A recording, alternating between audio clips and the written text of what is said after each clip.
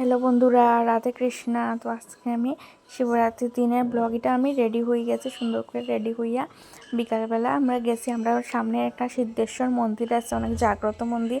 তো আমরা এখানে গেছি, শিববাড়ি কই আমরা। তো এখানে টোটোর দোষে ধরিয়ে গেছি, যাওয়ার পরে এখানে আইসে এদিকে অনেক কিছু বইছে। আমি তখন করে আজকে উপাস, আজকে এত কিছু বইছে। তো আচার টাচার অনেক কিছুই বইছে এখানে। দুতরা ফুল বেল কেউ যদি কিছু আনেও না, এখান থেকে লই আরামসে দিতে পারবো, কোনো অসুবিধা নাই। বেল ফুল দুতরা ধূপকাঠি মোমবাতি চাটাবাতি সব কিছু আছে। চাটাবাতির মধ্যে সলতা দিয়া ঘিউ দিয়া তুমি যেটা চাইবে এটা দিয়ে তারা সুন্দর করিয়া দেয়। এখন নিচে নামিয়ে দেখমু মন্দির তো অনেকগুলাই আছে। তো একটা মেইন মন্দির আছে, এটার মধ্যে দেখমু লাইন বেশি। তো লাইন বেশি হলে দিতাম না আর কি। পিছনে আরেকটা মন্দির আছে, এটা দিয়া দিম। তো দেখেন অনেকগুলা লাইন। আমি সবের লোক কইয়া যে মা অনেক মারে কই মা অনেকগুলা লাইন তো আমরা দেওয়া তো যাইতো না। ফার্স্ট টাইম মা চল আগে গিয়াতি কি তোমরাও দেখো অনেক মানুষ আইছে আর কি। দেখি ভিড় আছে। বিকাল টাইমে আমি ভাবছি সন্ধ্যা টাইম বেশি লেটও হয়েছে না, চতুর্দশী লাগছে, লাগার পরেই আমরা গেছি। আমি ভাবছি মনে হয় ভিড় থাকতো না আর কি। গিয়া দেখি না, ভিড় আছে। আমরা ভাবছি এখানে দিয়া দেবো পূজা, তো অনেক মানুষের পূজা দেয়। আমি ভাবছি একটু সাইড দিয়ে তারপরে দিলাম। তারপরে মা এখানে জল দিয়ে স্নান করে সুন্দর করে পূজা করছে। তারপরে আমিও পূজা করছি, তোমরাই দেখতে থাকো কিরকম পূজা করছি আমরা।